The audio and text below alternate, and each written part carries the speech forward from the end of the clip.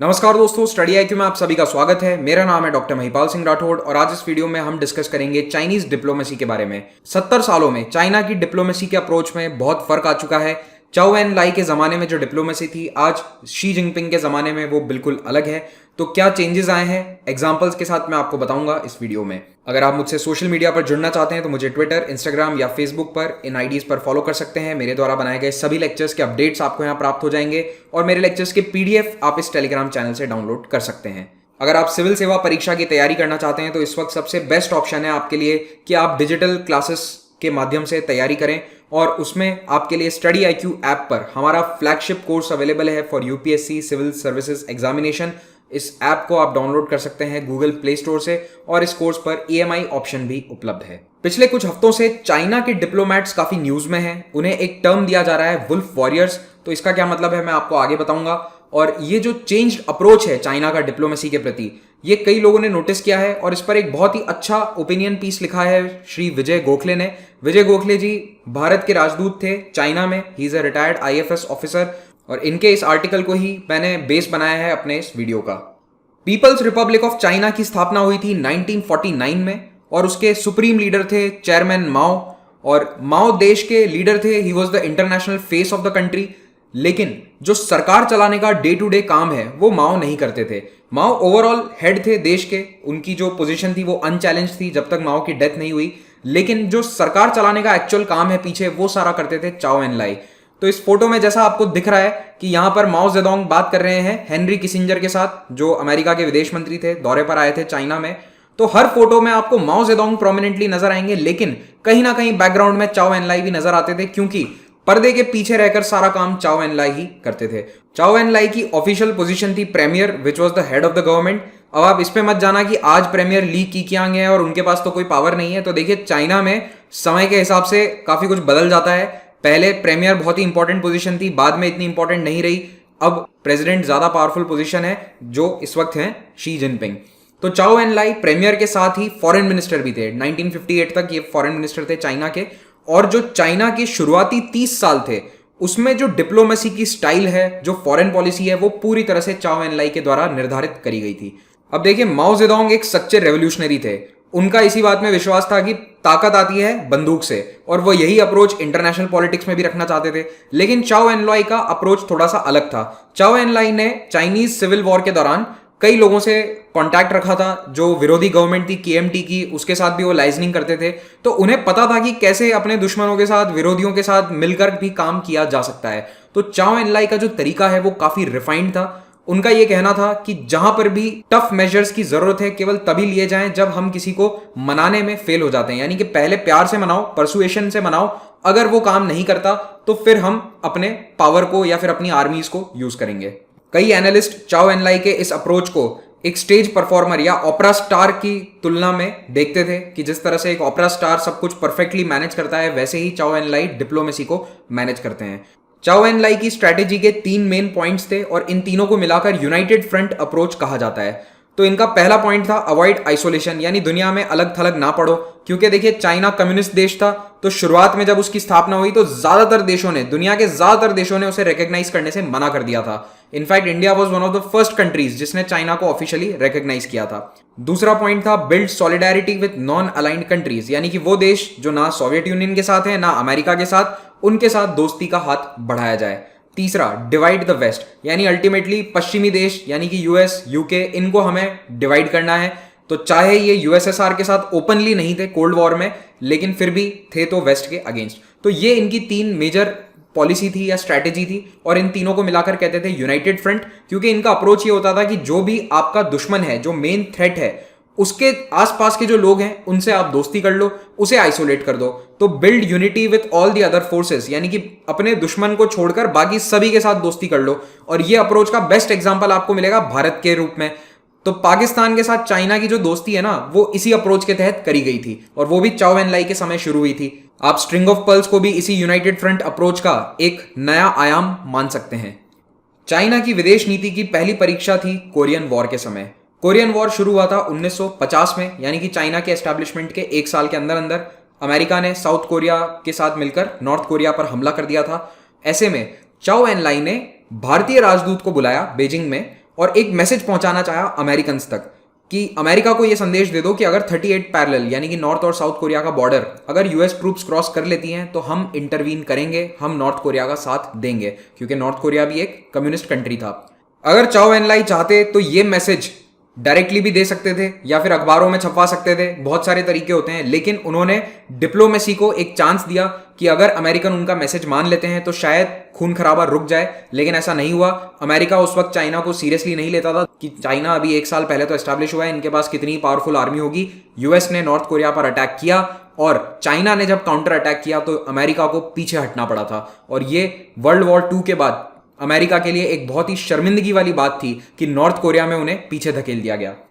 चाओ Enlai की diplomacy का अगला उदाहरण है भारत। तो भारत के साथ इनिशियली 15 सालों में बहुत सारे डेवलपमेंट्स हुए थे, उन सभी में चाओ एन लाई का बहुत इंपॉर्टेंट रोल था। सबसे पहला एग्जाम्पल है तिब्बत। तो चाइना ने तिब्बत पर हमला करके उसे ऑक्यूपाई कर लिया और भारत ने ऑफिशियली उसके खिलाफ कभी कोई प्रोटेस्ट नहीं किया। इनफैक्ट भारत सरकार ने यह स्टेटमेंट दे दिया था कि तिब्बत पर चाइना का हिस्टोरिकली रूल रहा है तो इसमें कुछ भी गलत नहीं है। तो ये चाइना की डिप्लोमेटिकली बहुत बड़ी जीत थी कि भारत ने तिब्बत का ऑक्यूपेशन ओके कर दिया। ये चीज कश्मीर में हमारे साथ नहीं हुई। भारत ने भी कश्मीर पर अपना जो हक जताया था 1947 में, उस पर कभी भी चाइना ने अपना सपोर्ट नहीं दिया, लेकिन हमने तिब्बत पर सपोर्ट दे दिया। तो ये एक तरह से चाइनीज डिप्लोमेसी की बहुत बड़ी जीत थी। उसके बाद कोरियन वॉर में भी भारत को मध्यस्थ के रूप में लाया गया और चाइना और यूएस के बीच में भारत ने कई बार नेगोशिएशंस में हिस्सा भी लिया था। और आखिर में सीमा विवाद होने के बावजूद पंचशील का साइन होना चाइना की डिप्लोमेसी का एक बहुत बड़ा अचीवमेंट था। अब बात करते हैं चाइना और उसकी इंटरनेशनल फोरम्स में एंट्री के बारे में। तो देखिए, People's Republic of China United Nations का हिस्सा नहीं था, उसे ज्यादातर देश रिकॉग्नाइज नहीं करते थे, सभी ताइवान को यानी रिपब्लिक ऑफ चाइना को रिकॉग्नाइज करते थे। लेकिन जेनीवा में एक इंटरनेशनल कॉन्फ्रेंस बुलाई गई थी 1954 में to discuss the Korean War, Korea में कैसे शांति स्थापित करी जाए, और साथ ही साथ इंडो चाइना वॉर यानी कि जो वियतनाम में लड़ाई चल रही थी उस वक्त फ्रांस और वियतनाम के लोकल लोगों के बीच में, उसको कैसे सॉल्व किया जाए, इसको लेकर एक कॉन्फ्रेंस थी। अब यहां पर चाइना को इन्वाइट किया गया क्योंकि दोनों ही लड़ाइयों में China was an integral party. तो यहां पर इस कॉन्फ्रेंस में अमेरिका दुनिया को यह कहता फिर रहा था कि जब चाइना यहां पर आएगा तो उन्हें इंटरनेशनल स्क्रूटिनी का सामना करना होगा, यानी कि दुनिया उनसे सवाल पूछेगी उनके इन्वॉल्वमेंट के बारे में। कोरियन वॉर में और इंडो चाइना वॉर में भी वो वियतनाम को सपोर्ट कर रहे थे, तो ऐसे में चाइना को ह्यूमिलिएट किया जाएगा। तो यूएस ऐसा एंटिसिपेट कर रहा था। लेकिन ये चाओ एन लाई की बहुत बड़ी सफलता थी कि उन्होंने अपने चार्म, वाइटैलिटी और इंटेलिजेंस यानी कि उनकी जो ओपेरा स्टार की तरह परफॉर्मेंस थी उसको पूरे फुल फॉर्म में यहां पर दिखाया और सभी देशों से बात करी, कॉम्प्रोमाइज की। सभी देशों को कहा कि हमें शांति स्थापित करने के लिए कुछ ना कुछ कॉम्प्रोमाइज करना होगा, इस तरह की बातें करी। तो जहां यूएस और वेस्टर्न कंट्री सोच रहे थे कि चाइना लड़ाई झगड़े की बात करेगा, वहां पर चाओ एन लाई ने बात करी, कॉम्प्रोमाइज की, शांति की। तो इसके कारण चाइना की इंटरनेशनल स्टेज पे जो एंट्री थी वो बहुत ही अच्छी रही। यही स्ट्रैटेजी अगले साल चाओ एन लाई ने एफ्रो एशियन कॉन्फ्रेंस में अपनाई जो बैंडुंग में हुई थी 1955 में। यहीं पर नॉन अलाइंड मूवमेंट की स्टार्टिंग हुई थी। अब आप ये जानकर हैरान होंगे कि इस कॉन्फ्रेंस में चाइना भी शामिल था, जबकि आप जनरली चाइना को नाम से एसोसिएट नहीं करते हैं। लेकिन चाओ एन लाई यहां पर आए थे but he kept a very low profile. तो इस कॉन्फ्रेंस के जो सुपरस्टार थे वो थे हमारे प्रधानमंत्री जवाहरलाल नेहरू, इंडोनेशिया के प्रेसिडेंट सुकर्णो क्योंकि वो तो होस्ट कंट्री था। तो इन्हीं लोगों ने मिलकर, साथ में नासिर और जोसेफ ब्रोस टीटो भी थे, इन्होंने मिलकर नॉन अलाइंड मूवमेंट को एक तरह से तैयार किया, उसे खड़ा किया। लेकिन चाओ एन लाई वॉज देयर, उन्होंने लो प्रोफाइल रखी और उनका ऑब्जेक्टिव वहां पर एक ही था कि एफ्रो एशियन कंट्रीज के साथ हमारे संबंध अच्छे रहने चाहिए, हमें ओवरऑल नॉन अलाइंड मूवमेंट से ज्यादा लेना देना नहीं है। तो ना तो किसी के प्रति प्रोवोकेटिव होना है, ना तो किसी को उकसाना है, और ना ही किसी तरह के डिसरप्टिव डिबेट में हिस्सा लेना है, यानी कि किसी से लड़ाई झगड़े वाली बातें नहीं करनी है। लक्ष्य केवल एक कि अफ्रीका और एशिया के जो डेवलपिंग कंट्रीज हैं उनके साथ डिप्लोमेटिक रिलेशंस एस्टैब्लिश हो और ज्यादा से ज्यादा देश चाइना को ऑफिशियली रिकॉग्नाइज करें। चाओ एन लाई ने एक और अच्छा काम किया चाइना की डिप्लोमेसी के लिए, वो ये कि जो उनके डिप्लोमैट्स थे, जो यंग डिप्लोमैट्स थे, एक नए देश को दुनिया में रिप्रेजेंट करने जा रहे थे, उन्हें बहुत अच्छे से ट्रेन किया। उन्हें यह समझाया और यह सिखाया गया कि कैसे आपको अच्छे वक्त में चाइना के ग्लोबल प्रेजेंस को बढ़ाना है, चाइना को दूसरे देश एक्सेप्ट करें, यह आपकी कोशिश होनी चाहिए। तो जब भी हमारे फेवर में सेंटिमेंट है तब आप अपने मकसद को तेजी से आगे बढ़ाएं, लेकिन जब चाइना के खिलाफ माहौल बन रहा है, जैसा कि कल्चरल रेवोल्यूशन के दौरान हुआ या फिर जैसा कि ग्रेट लीप फॉरवर्ड के दौरान हुआ, उस समय आपको बिल्कुल स्टडी रखना है। तो बेसिकली उन्हें उन मछुआरों की तरह ट्रेन किया गया जो अच्छी टाइड आती है, यानी कि जब अच्छा ज्वार आता है तब बढ़िया मछली पकड़ लेते हैं, लेकिन जब पानी कम हो जाता है, ज्वार फिर से चला जाता है, उस वक्त उन्हें केवल बोट को स्थिर रखना है। इस तरह का साफ संदेश दिया था चाओ एन लाई ने इन सभी डिप्लोमेट्स को, और इनको कहा कि कोल्ड वॉर में तुम्हें किसी के पक्ष में नहीं जाना है, ना ही सोवियट्स ना ही अमेरिकन। तो एक कम्युनिस्ट देश होने के बावजूद चाइना ने कभी बहुत ज्यादा सोवियत यूनियन का सपोर्ट नहीं किया था कोल्ड वॉर में। लेकिन चाओ एन लाई और चाइना की सबसे बड़ी डिप्लोमेटिक जीत थी 1972 में। 1949 में जब से पीपल्स रिपब्लिक ऑफ चाइना की स्थापना हुई थी, तब से लेकर 1972 तक यूएस और चाइना के बीच में कोई भी डिप्लोमेटिक संबंध नहीं थे। डिप्लोमेटिक संबंध छोड़ो, एक फोन कॉल या फोन लाइन भी नहीं थी दोनों देशों के नेताओं के बीच में। तो पूरी तरह से कट ऑफ दोनों देश थे। लेकिन 1960 के दशक के अंत में बैक चैनल डिप्लोमेसी के थ्रू कोशिश शुरू हुई कि दोनों के बीच में नॉर्मलाइजेशन हो रिलेशंस का, और फाइनली ये हुआ रिचर्ड निक्सन की विजिट से। तो एक बहुत बड़ा डेवलपमेंट था चाइना के इतिहास में। आज भी ये एक वाटरशेड मूवमेंट है जब यूएस प्रेसिडेंट रिचर्ड निक्सन ने चाइना की धरती पर कदम रखा, और देखिए उनसे हाथ मिलाने के लिए सबसे आगे खड़े हैं चाओ एन लाई। एयरपोर्ट पर उन्हें रिसीव करने आए थे। तो 1972 तक ऑफिशियली यूएसए सपोर्ट करता था ताइवान को। यूनाइटेड नेशंस में मेंबर कौन था? रिपब्लिक ऑफ चाइना यानी ताइवान। लेकिन इस एक विजिट ने सब कुछ बदल के रख दिया। ताइवान की यूएन मेंबरशिप हटा दी गई और आज वो ऑब्जर्वर स्टेटस पर है, और दूसरी ओर पीपल्स रिपब्लिक ऑफ चाइना को यूनाइटेड नेशंस में भी शामिल किया गया और सिक्योरिटी काउंसिल पर सीट भी दी गई। ताइवान का यूनाइटेड नेशंस सिक्योरिटी काउंसिल दोनों से एग्जिट और पीआरसी का इन दोनों में एंट्री करना एक बहुत ही इंपॉर्टेंट डिप्लोमेटिक अचीवमेंट था जो चाओ एन लाई के समय में हुआ था। 1976 में माओ जेडोंग और चाओ एन लाई दोनों की मृत्यु हो जाती है, और उसके बाद पार्टी और देश की कमान आई डेंग जाओपिंग के हाथ में। डेंग जाओपिंग वैसे उम्र में माओ जेडोंग से ज्यादा छोटे नहीं थे, इन दोनों के बीच में सिर्फ 10 साल का एज गैप था, लेकिन एक पूरा जनरेशनल शिफ्ट था ये चाइना के लिए, क्योंकि डेंग जाओपिंग का जो इकोनॉमिक रिफॉर्म्स का नजरिया था वो कम्युनिस्ट पार्टी से थोड़ा अलग था। यही वो नेता है जिन्होंने चाइना को एक फ्री मार्केट इकोनॉमी के रूप में बढ़ाने की कोशिश करी। टेक्निकली आज भी चाइना अपने आप को फ्री मार्केट इकोनॉमी नहीं कहता है, लेकिन for all practical purposes China भी अब एक कैपिटलिस्ट कंट्री की तरह ही काम करता है। वहां पर भी बहुत बड़ी बड़ी इंडस्ट्रीज हैं। हर चाइनीज नागरिक को ये आज़ादी है कि वो चाहे तो कोई भी इंडस्ट्री या फिर बिजनेस सेटअप कर सकता है। तो ये जो इकोनॉमिक रिफॉर्म्स हैं ये सारे डेंग जाओपिंग के नेतृत्व में हुए थे, तो इसीलिए इनको चाइना का रिफॉर्म मैन माना जाता है। 1978 से लेकर 1992 तक ये चाइना में सत्ता की पोजीशन में रहे थे। अब डेंग जाओपिंग के समय जो डिप्लोमेसी थी वो मोर और लेस चाओ एन लाई वाली डिप्लोमेसी ही चल रही थी। चाओ एन लाई ने अपने डिप्लोमैट्स को इतने अच्छे तरीके से प्रिपेयर किया था, एक पूरी जनरेशन ऑफ डिप्लोमैट्स इतनी शानदार तरीके से काम कर रही थी कि डेंग जाओपिंग को कोई तकलीफ नहीं हुई। 1980s में चाइना की जो डिप्लोमेसी है वो बिल्कुल स्मूथली चलती रही। बस डेंग जाओपिंग का इसमें एक एडिशन था, उनकी 24 कैरेक्टर स्ट्रैटेजी। एक्चुअली वो चाइनीज भाषा में इसे लिखते हैं तो वो 24 कैरेक्टर हो जाता है। इतनी सिंपल स्ट्रैटेजी, आप पढ़ोगे इसको मजा आ जाएगा आपको पढ़कर। 2-2 शब्द या 3-3 शब्द के अंदर इन्होंने अपनी बात कह दी। ऑब्जर्व कामली, शांति से देखो दुनिया में क्या चल रहा है। सिक्योर आवर पोजीशन, अपनी पोजीशन को हमेशा सेफ एंड सिक्योर बनाए रखो। कोप विथ अफेयर्स कामली, तो चाहे दुनिया में कितनी भी हाय तौबा मच रही हो, आपको बिल्कुल शांत माहौल बनाकर रखना है। तो चाहे आप पर कोई अटैक भी कर दे बट फिर भी आप शांति से काम लीजिए। Hide our capacities, bide our time, be good at maintaining a low profile, तो चाहे आपकी जितनी कैपेसिटी हो, 25 लाख की आर्मी बना ली, बिलियंस ऑफ डॉलर्स का विदेशी मुद्रा भंडार बना लिया, लेकिन दुनिया को उसे प्रदर्शित नहीं करना है। और चाइना 80s में ये सब प्रदर्शन नहीं करता था, अपनी प्रोफाइल बिल्कुल लो रखता था चाइना। ना कोई इंटरनेशनल इवेंट पर ज्यादा बयान देने हैं, किसी देश में कुछ और हो रहा है वहां पर आपको कोई टीका टिप्पणी नहीं करनी है, और मोस्ट इंपॉर्टेंट कभी भी इंटरनेशनल ऑर्गेनाइजेशंस में जाकर लीडरशिप पोजीशन के लिए दावा नहीं करना है। तो आज जैसे चाइना उल्टा करता है इसका, WHO हो या फिर कोई भी अन्य इंटरनेशनल फोरम हो, वहां पर आगे बढ़कर अपनी बात रखता है और लीडरशिप क्लेम करता है। 80s और 90s में चाइना ऐसा नहीं करता था। एंड बाय द वे ये अप्रोच जो है भारत और चाइना के बॉर्डर डिस्प्यूट में आप क्लियरली देख सकते हैं। चाइना ने 1962 की जंग के बाद कोई भी मेजर डेवलपमेंट नहीं किया है बॉर्डर डिस्प्यूट को लेकर। तो वो बेसिकली अपना बस टाइम निकाल रहे हैं, जब उन्हें लगेगा कि फेवरेबल कंडीशंस हैं तब वो कुछ करेंगे। तो इस लो प्रोफाइल रहने के मंत्रा को चाइनीज डिप्लोमेसी ने पूरी तरह से अपना लिया। 80 और 90 के दशक में चाइनीज डिप्लोमैट्स बहुत ही शांत और डिग्निफाइड तरीके से बात करते थे, हर बात पर टिप्पणी भी नहीं करते थे, बहुत ही कम शब्दों में अपनी बात कहते थे। इनफैक्ट दुनिया में दूसरे जो कंट्रीज हैं उनको चाइनीज एक्सपर्ट्स हायर करने पड़ते थे विदेश मंत्रालयों को ये समझने के लिए कि एक्चुअली चाइनीज डिप्लोमैट्स कहना क्या चाह रहे हैं, क्योंकि वो अंग्रेजी में कहावत है ना, रीडिंग बिटवीन द लाइन्स, वो कोई कर ही नहीं पाता था चाइनीज डिप्लोमैट्स से संबंधित।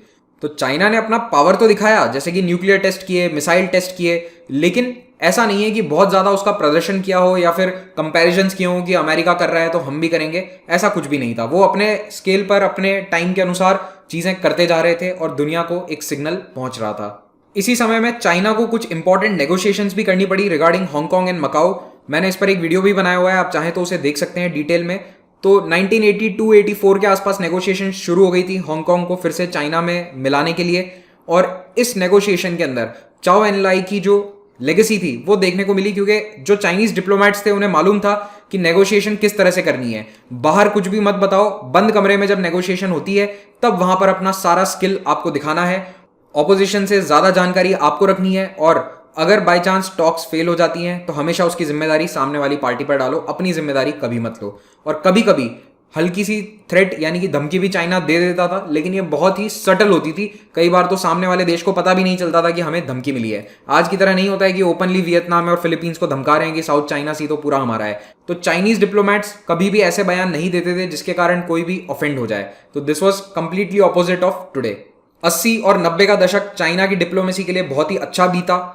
जहां 1950s में दुनिया में कोई चाइना को रिकॉग्नाइज करने को तैयार नहीं था, वहां 1980s के अंत तक दुनिया के हर बड़े देश का राष्ट्रपति और प्रधानमंत्री बेजिंग आना चाहता था। तो चाहे वो तत्कालीन US president George Bush senior हो या फिर सोवियत यूनियन के लीडर मिखाइल गोर्बाचेव हो, दोनों ही चाइना आए थे, बेजिंग आए थे। और देखिए एकदम शानदार पब्लिसाइज्ड विजिट थी ये। आज की जो मॉडर्न विजिट्स होती है ना, जैसे हर जगह कैमरा होता है, ये उस तरह की विजिट थी। तो पहले ऐसा नहीं होता था, लेकिन अब ये एकदम पर्सनल लेवल की विजिट है। आप यहां पर ध्यान दोगे कि मिखाइल गोर्बाचेव और उनकी वाइफ दोनों का हाथ पकड़कर डेंग जाओपिंग बीच में खड़े हैं। तो ये क्या संदेश देता है कि हम पूरी तरह से सोवियत यूनियन के साथ में हैं। तो इस तरह के पर्सनल टच डिप्लोमेसी के अंदर पहले चाइना नहीं देता था, लेकिन ये सब 80s और 90s में किया जाने लगा। यहां पर आप देख सकते हैं राजीव गांधी भी 1988 में चाइना गए थे। He was the first Indian prime minister to visit China after 35 years, I think 35 या 34 ईयर्स होगा। बेसिकली नेहरू के बाद कोई भारतीय प्रधानमंत्री चाइना नहीं गया था। तो इनकी भी जो विजिट थी वो बहुत ज्यादा पब्लिसाइज थी, और ऐसा माना जाता है कि जो इंडिया चाइना रिलेशंस में रीसेट हुआ था वो इसी विजिट के कारण था। तो इस तरह से चाइना ने कई देशों के साथ अपने संबंध नॉर्मल किए, कई देशों के साथ बॉर्डर सेटल किए, मंगोलिया या वियतनाम जैसे देश हैं, और कई देशों को फाइनेंशियल हेल्प भी प्रोवाइड करनी शुरू करी, क्योंकि अब चाइना की इकोनॉमी काफी तेजी से बढ़ रही थी। चाइनीज डिप्लोमेसी के दो और उदाहरण आपको बताता हूं।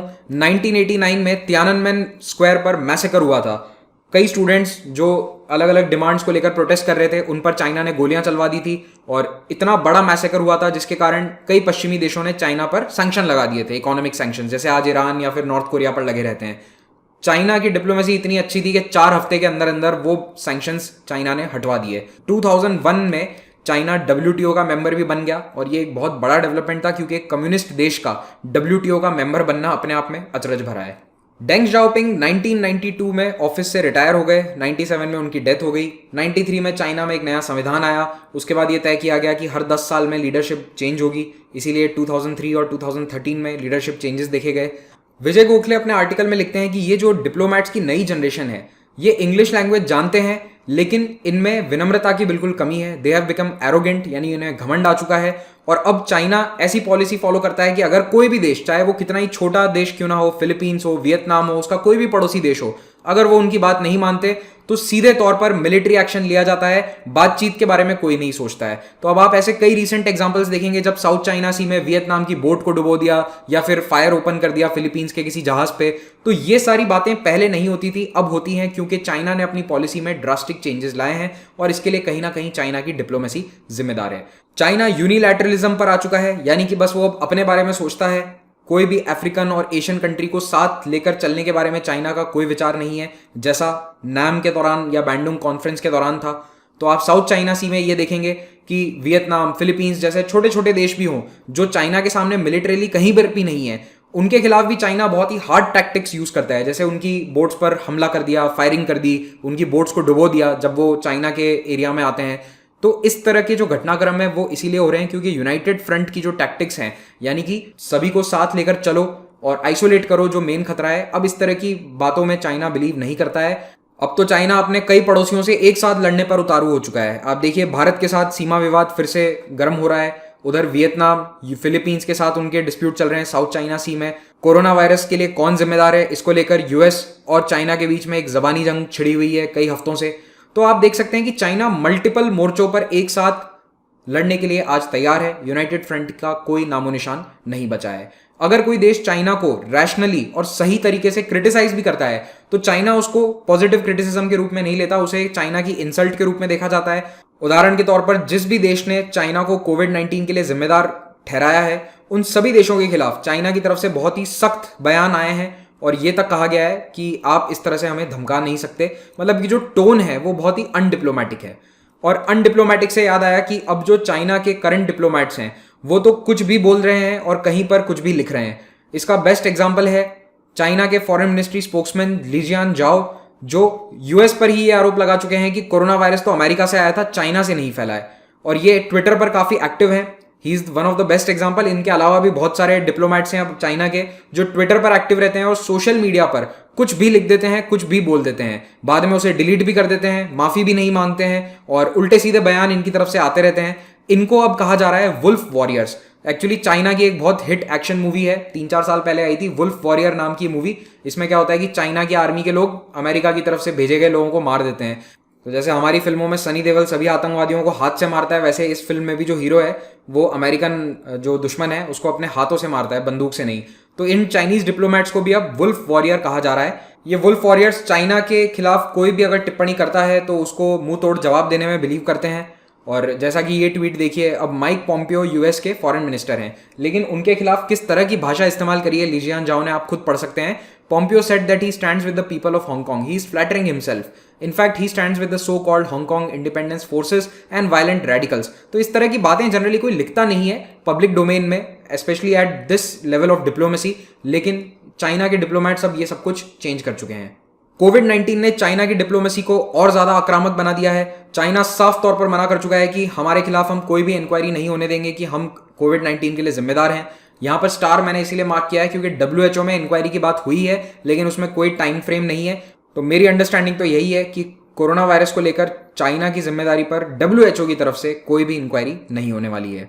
और चाइना अब दूसरे देशों को यह जताता है कि आपको तो हमें थैंक यू बोलना चाहिए कि हमने 2 महीने के अंदर अंदर हमारे देश में कोविड-19 पर कंट्रोल पा लिया। चीन का रवैया अब इतना बदल चुका है कि वो एक्सपेक्ट करता है कि दूसरे देश उसे थैंक यू बोलें कि उसने, यानी चाइना ने, कोरोना वायरस पर समय रहते काबू पा लिया, वरना दुनिया में और ज्यादा ये महामारी फैल सकती थी। कोविड-19 दूसरे देशों ने तो चाइना में फैलाई नहीं है, वो चाइना का अपना किया धरा था, उसके लिए दूसरे देश उसे थैंक यू क्यों बोलेंगे? तो इंक्वायरी की बजाय वो ये कहता है कि आप तो हमें थैंक यू कीजिए। तो ये जो चाइना का बदलता हुआ एटीट्यूड है, इसके कारण दुनिया के जो देश हैं वो चाइना की लंबे समय से बनाई गई गुडविल को अब खत्म होता हुआ देख रहे हैं। और जो चाइना की डिप्लोमेसी का जहाज है, जिसे वो डिप्लोमैट यानी कि वो जो पुराने सेलर्स थे वो स्टडी रखते थे, स्थिर रखते थे, अब ऐसा लग रहा है कि उनका कंट्रोल कहीं ना कहीं जा रहा है। तो ये था चाइना की डिप्लोमेसी का एक इतिहास। आई होप आपको ये लेक्चर इंटरेस्टिंग लगा हो। Thank you very much for watching this. Have a great day.